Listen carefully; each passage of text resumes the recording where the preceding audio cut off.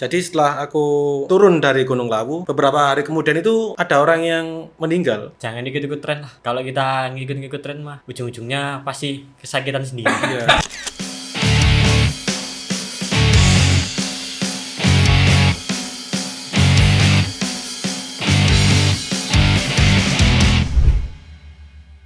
Oke, selamat malam guys. Kembali lagi ke Tiba-Tiba Podcast. Kenapa Tiba-Tiba Podcast? Emang tiba-tiba aja sih. Kali ini kita kedatangan seorang teman yang katanya sih punya hobi yang suka mengeksplor tentang alam, terus juga punya pengalaman lah tentang perjalanan mereka mengeksplor alam-alam kita yang di Indonesia ini. Dan di sini sudah kedatangan teman-teman kita yang berbagi cuti. Siapa mas namanya mas? Randa. Oke mas Randa. Kalau masnya? Saya Siva. Ya, berhubung ini juga teman-teman baru sih. Jadi kita ulas pengalamannya mereka mengenai perjalanan mereka sewaktu mengeksplor alam bebas. Nah, dari mas-masnya nih, apa sih yang bikin panjenengan ini suka ke gunung? Kalau saya sih pemandangannya sih mas. Pemandangannya? Pemandangan itu pasti tuh. Kalau Mas Siva gimana Mas Siva? Kalau saya pertama dulu cuma ikut-ikutan sih, ikut-ikutan kakak naik gunung. Nah, itu ikut-ikutan itu yang gimana sih, Mas? Apakah sampean Ikut. ini penasaran dengan treknya atau dengan sama kayak Mas Randa dengan foto-foto atau gimana? Pengen ikut kayak? Bukan sih, cuma ya waktu itu diajak aja langsung sama kakak. Coba naik gunung gitu. Pertama Gunung Penanggungan itu pertamanya ya. Pertama di Jawa Timur itu kan? Iya. Nah, Diajak ke situ. Hah? Tiba-tiba kok kayak naik gunung tuh asik kayak gitu. tapi kebanyakan ada yang naik gunung itu tersiksa. Iya nggak sih? Itu Nah, mungkin itu gimana tanpa, Mas? tanpa persiapan mungkin, tanpa persiapan mungkin. Jadi kemungkinan ada tips mungkin kalau untuk yang pemula nih, pemula benar-benar Pemula. belum pernah naik gunung nih. Apa sih tipsnya untuk pengen sukses lah seenggaknya bisa submit ke suatu Puncak, gunung? iya. Iya. coba puncak yang gak terlalu tinggi mungkin. Iya, mungkin gunung Sejam, 2 dari jam. yang gunung MDWL-nya rendah Kecil, dulu rendah. mungkin. Nah, Oke. Perjalanannya nggak terlalu jauh. Waktunya perjalanannya. Waktu Waktu tempuhnya. tempuhnya. Oh, oke. Emang waktu pertama kali kita mendaki di ketinggian di bawah 2000 mdpl itu trekkingnya sulit nggak sih mas? setiap gunung beda-beda sih Beda-beda. treknya. Setiap gunung beda-beda. Mas. Soalnya ada beberapa yang startnya udah di 1000. ketinggian tinggi. 1000 mdpl tinggi. 1000 udah 1000-an ke atas lah gitu. Jadi perjalanannya mungkin cuma 1 jam, 2 jam. Iya. Yakin mas? Yakin mas ada itu. Oh. Iya, ada. Di kaki gunung pegunungan kan banyak itu. Iya juga sih Rawas bisa itu jadi banyak startnya. Nah ngomong-ngomong soal Gunung Penanggungan nih. Iya. Nah kan dari Mas Siva kan udah pernah ke sana tuh. Iya. Gimana sih pengalamannya Mas Siva waktu naik ke Gunung Penanggungan itu mas? Kalau pertama dulu sih kayak orang yang nggak tahu ya, kan pertama naik gunung pakai celana jeans gitu. Nggak bawa Celana apa-apa gitu. Bukannya makin berat itu pakai jeans? Iya, Pakai jeans. di atas udah Kaku. kedinginan gitu. Apalagi jeans kan dingin kan, Dingin. nyerap dingin Tembus kan. kan, tembus Iya. kan ini. Jadi di atas udah gigil gini aja. Tanpa persiapan ya. Tanpa persiapan memang Tanpa persiapan. langsung dadakan, Langsung dadakan. diajak kakak soalnya. Oh, menurut Mas Siva nih, trek di Gunung Penanggungan ini seperti apa sih? Lumayan berat sih. Katanya kan banyak untuk pemula gitu naik Ya, penanggungan punya- aja, banyak saran kan gitu. Untuk pemula. Iya banyak pemula naik penanggungan aja. Ternyata ya kayak gitu treknya. Gimana tuh Mas? Susah banget. Menyiksa. Menyiksa beneran. Berapa jam mas perjalanannya? Kalau start sampai pos 1 sampai puncak sih kira-kira 4 jaman lah kalau Anjir, santai gitu. Kalau santai. Kalau santai 4 jam. 4 jam. Ya, Lumayan. cukup lumayan lah ya. Iya lumayan. Kalau Mas Siva udah pernah ke Mas Randa udah pernah ke Penanggungan belum? Belum pernah. Oh, ini nih. Mungkin coba dulu Mungkin mungkin. dari pengalaman dari Mas Randa yang perlu kita ulik ini. Awal pertama naik gunung itu kemana sih Mas? Kalau pertama kali sih diajak temen langsung dadakan ini ke Putuk Siwur. Kaki Putuk gunung. Siwur. Ya, kaki Itu di gunung. mana itu? Mana itu mas? Putuk Siwur di Trawas. Oh, Trawas. Ya, Trawas. Oke. Nah, itu gimana trekkingnya, Mas? Trekkingnya sih nggak terlalu parah sih, masih baik untuk pemula. Baik untuk pemula seperti 1 jam. penanggungan mungkin 4 jam trekking. Nggak sampai gitu, cuma 1 jam sampai. Nah, ini yang membedakan tanpa persiapan, langsung dadakan, langsung diajak itu H-1 ya. H-1. H-1. Itu menurut Mas Randa nih, kan persiapan H-1 tuh. Iya, Emang sih gunung nggak seberapa tinggi kan katanya. katanya sih. Meskipun gunung nggak seberapa tinggi kan pasti ada tantangannya sih Mas ya. Pasti. Lah, menurut Mas Randa sewaktu menaik ke Putuk Siwur itu gimana? Emang trekkingnya susah atau dari sumber airnya gimana? Gampang atau enggak gitu? Kalau trekking nggak terlalu susah sih, nggak terlalu kayak nanjak banget itu, nggak landai, cuma ada nanjaknya landai lagi. 1 jam sih cuma. 1 Kalau jam. air 1 sih jam. ada sumber air. Beda di banget ya sana. Mas sama penanggungan ya? Iya. Kalau di Penanggungan nggak ada itu sumber airnya. sumber Cuma air. di pos perizinan aja udah sumber airnya. Di situ ada di pos 3 kalau nggak salah. Tapi lebih menantang kayaknya penanggungan sih Mas. Coba Iya dulu sih. Penanggungan. Nah, mungkin Masnya mau mencoba Nggak dulu. di-gatein sama Mas Iman. Pemula. Nggak Siapa dulu, tahu bukan emang untuk pemula. Bukan untuk pemula itu. Dari pengalaman Mas Siva sama Mas Nanda nih, ada nggak gunung yang lebih tinggi yang pernah didaki? Saya langsung dari Putuk Siwur itu nggak lama, setahunan langsung ke Lawu saya. Wih, Lawu. Nekat itu ke Lawu itu. Nekat juga. Nekat juga. Cuma udah full persiapan semua. 2 minggu lari terus 2 minggu. Sama dong, saya juga ke Lawu kemarin itu. Wih, Mas Siva juga pernah ke Lawu? Iya, ke Lawu. Tahun berapa, Mas? Nah, ini. Kalau aku 2020. Oh, aku masih naiknya. baru, Mas. Masih 2024 ini. Oh, belum Baru, ada masih setahun baru. lah, Mas. Belum ada. Nah, katanya sih, saya juga pernah baca suatu artikel kan. Kalau di Gunung Lawu ini kan terkenalnya dengan mistis. Mistis, Nah, ya, mistis. Iya. Ada kan? Ada. Pernah kan Itu, pasti? sering itu. Sering kan? Iya. Baca aja gitu. Nah, menurut Mas Siva sama Mas Randa, kan udah pernah ke Lawu nih. Apakah ada pengalaman yang dibilang mistis atau gimana? Waktu saya baca di suatu artikel atau scrolling Instagram TikTok atau gimana gitu kan ada sih Mas istilah atau pasar setan atau Iya. waktu kita baru datang itu pasti ada disambut atau kayak suara gamelan atau gending-gending gitu. Dari Mas Siva atau Mas Randa pernah nggak waktu naik ke Lawu mengalami seperti itu? Kalau saya sih nggak ada sih ya. Soalnya niat dari awal memang buat mendaki, buat lihat pemandangan di atas. Hah? Jadi niat kalau awalnya niat baik sih nggak akan Tergantung ada. niatnya orangnya Tergantung juga niat sih, orangnya sih sih. ya. Tapi kalau teman saya sih pasti takut. Soalnya mistisnya di Lawu kan pakai Nggak, baju hijau. perasaan nggak. Mistisnya Oh, itu. baju hijau. Iya, baju hijau mistisnya itu. Kenapa tuh Mas? Kata orang situ sih bakalan diganggu sih. Kalau summit kan ngelewatin pasar Dieng tuh, itu kan katanya pasar Pasar setannya setan. di Pasar Lawu. setannya Lawu. Oke, Iya. oke. Jadi orang-orang kalau summit di bawah jam 5 gitu kan Hah? katanya sih Jam 5 diganggu. sore maksudnya? 5 pagi. Oh, 5 pagi. Hah? Katanya sih diganggu. Cuma saya nggak percaya sih. Tergantung kepercayaan sih Mas Iya, ya, seperti itu ya. Tergantung dianya juga kan dari awal kan Niat ingin awalnya. menikmati alam gitu kan. Kalau masih Pak? Kalau saya sih nggak ada, cuma ya sejauh ini Lawu itu cantik-cantik aja pemandangannya gitu. Cantik ya. Apalagi kalau sunrise-nya itu, bagus beneran. Udah dapat sunrise-nya Mas. Dapat sunrise-nya saya kemarin. Pernah nggak waktu pendakian atau udah sampai puncak nih, Ya. tiba-tiba dapat pemandangan yang zong gitu? Saya sih. Betul Iya, nggak? saya sih. Pas waktu itu. Di mana itu Banyak Mas? kan FOMO ya di Lawu juga. Oh di Lawu juga. Waduh. Di atas itu wis banyak orang kayak pasar. Foto rebutan. Iya sih kalau saya lihat akhir-akhir ini emang banyak pendaki-pendaki yang FOMO yang kurang FOMO. persiapan Iya, kan ya banyak. Mas ya. Iya. Bisa dikasih tip Mas untuk para pemula atau gimana biar nggak ujuk-ujuk mendaki tanpa persiapan. Takutnya kan kalau kita di batas ketinggian kan ada yang namanya Hipotermia. Ya, hipotermia, betul kan ya? Kedinginan, Benar. kedinginan. Nah, menurut Mas Randa sama Mas Siva nih, apa aja persiapannya?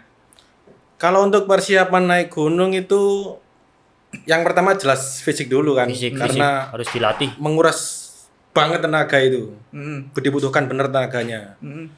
Yang kedua itu mental sih. Mental yang Mental Iya, beneran. mental harus Oke, baca. oke. Berpengaruh banget soalnya. Tiba-tiba udah kayak ngeluh capek. Udah gak mau naik lagi lah gitu. Mental harus bener-bener ada yang kalau ada yang drop mental, temennya harus support gitu. Harus ada teman-teman yang bisa bikin support sih. Oke. Biar Ya, nggak mental down. partner pendakian itu penting juga. Partner pendakian, ya. pendakian. Nah, kebanyakan saya juga pernah baca nih, ada yang benar-benar satu rombongan sih Mas. Aku lihatnya itu di gunung mana ya? Lupa pokoknya saya itu gunung mana. Jadi si teman ini dia itu ditinggal Mas, Iya. ditinggal di bawah. Sedangkan teman-temannya udah naik ke puncak. Iya. Dan waktu balik, si temennya yang ditinggal ini kena hipotermia. Waduh. Nah, itu. Menurut Mas Randa sama Mas Syifa ini gimana sih? Mengatasi teman-teman yang punya ego yang tinggi buat ngejar puncak atau foto-foto gimana itu? Ya kalau saya sih dari temennya sendiri sih. Dari temannya sendiri? Iya. Iya. Kalau temennya nggak solid ya buat apa naik gunung? Pernah denger gak kalau naik gunung bakal ketahuan gimana Sifat orang. Ya, sifat orang aslinya. Aslinya. ya seperti itu. Bakal kelihatan beneran kalau naik gunung ada salah satu teman yang capek, udah nggak kuat lagi, ditinggal gitu kan. Bakalan ketahuan banget sih kalau di gunung. Jadi karakter seseorang itu pasti kebuka ya, egoisnya diri sendiri itu. Aku pengen kerja puncak nih, pengen ngejar puncak nih. Nah, gitu. kebanyakan sih gitu sih Mas. Kebanyakan sih gitu. Kebanyakan ada tren terus foto di puncak akhirnya ninggal teman-temannya. Dan itu bisa juga bikin yang temen itu hilang juga. Nah, itu loh Mas. Banyak hilang itu.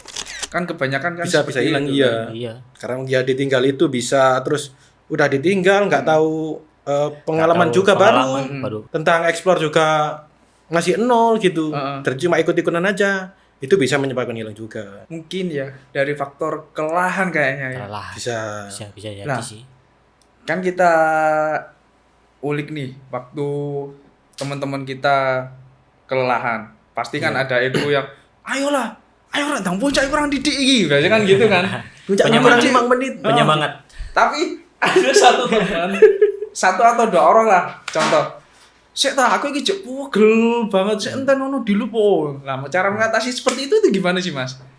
Sedangkan satu teman kita ini egonya tinggi banget tuh. Kalau dari saya sih harus ada teman yang netral sih. Iya. Harus ada teman yang jaga, ngomong lah istilahnya. Iya, ngomong. Ada yang pintar ngomong gitu. Ya mungkin misal Satu kayak atau 5 dua orang, gitu. ya satu ada yang ngeluh capek ya ditemenin Ada lah yang minimal. nemenin. Sebenarnya sih gitu sih. Gitu Lebih ya. ke kompakan kan. Sih. Iya. Meskipun 3 ini ninggal kan ada satu lah minimal yang jaga. Tapi kalau lebih enaknya sih Bareng-bareng. Iya, bareng-bareng. Kan dimana kita mengunjungi suatu tempat yang bukan tempat kita kan juga pasti ada kan seperti itu. Iya. Hal-hal mistis atau hal-hal yang tidak diinginkan kan pasti terjadi. Iya, Nggak menutup kemungkinan kan kayak seperti banyak sih itu. gunung. Pasti ada kejanggalan. Nah, tujuannya kita mengeksplor kan menikmati keindahan alam. Nah. Ya kan? Kita mensyukuri adanya suatu pemandangan yang bagus seperti itu dan suatu kebanggaan tersendiri lah bisa mengeksplor suatu tempat gitu kan. Nah, Mas Randa sama Mas Syifa pernah dengar nggak kasusnya pendaki meninggal atau terjadi sesuatu hal yang sampai benar-benar menghilangkan nyawa seseorang gitu? Sering itu di Montenisia. Di mana? Kalau nggak di Montenisia. Oh, di Instagram. Instagram. Itu kan sering ngepost orang-orang hilang. Kalau nggak di puncak, kalau nggak sampai puncak ya di pos Montenisia gitu. Oke. Ya seperti itu sih. Pernah saya lihat itu. Nah, itu kasusnya mereka sampai meninggal. Penyebabnya apa sih, Mas? Kalau aku yang Lawu kemarin ya. Jadi setelah aku turun dari Gunung Lawu, beberapa hari kemudian itu ada orang yang meninggal. Nah, itu kenapa? Di Lawu. Kemungkinan hipotermia. Terus sama jadinya kayak halusinasi gitu. Tiba-tiba lepas baju. Baju dilepas itu posisi kemarin. dingin itu Iya, lepas baju. di puncaknya. Di puncaknya itu lepas baju, sedangkan yang lain kan jaketan gitu, biar nggak Iya. kedinginan. Itu Aku malah sih- dilepas. Aku siangnya sarung tangan, jaketan masih tembus. Iya. Siang Nah, hari jam makanya 9. hipotermia itu seperti apa sih, Mas? Ke gejala-gejalanya itu. Hipotermia itu kayak Kan pasti dingin tuh. Kedinginan. Iya, kedinginan benar. Kan biasanya kan kalau dingin orang kan gigil gini sih, Iya. Mas. Iya, gigil. Gigil gitu kan. Nggak kuat. Terus kalau yang di gunung itu gimana sih, Mas? Kalau pertama itu jelas menggigil. Terus Pasti yang itu, kedua satu. halusinasi, bisa halusinasi. Yang seperti buka baju itu ya. Kayak padahal ini suhu dingin nih, Heeh. tapi malah di badan itu kayak terasa panas Rasa gitu. panas. Jadi Suhunya dingin. padahal suhunya dingin, tapi malah buka baju gitu. Terus Luar mengatasi hipotermia itu gimana? Posisi kita lagi darurat kan itu. Ya. Kita cuma ada persiapan barang-barang yang di karier. Ya. Ya kan? Cara mengatasinya gimana itu? Atau dipeluk bareng-bareng atau gimana? Susah itu. Kalau yang pertama itu mengatasinya itu kalau udah tahu gejalanya, misal baju basah nih, baju basah kan bikin tubuh semakin dingin kena Iya, angin kena gunung. angin.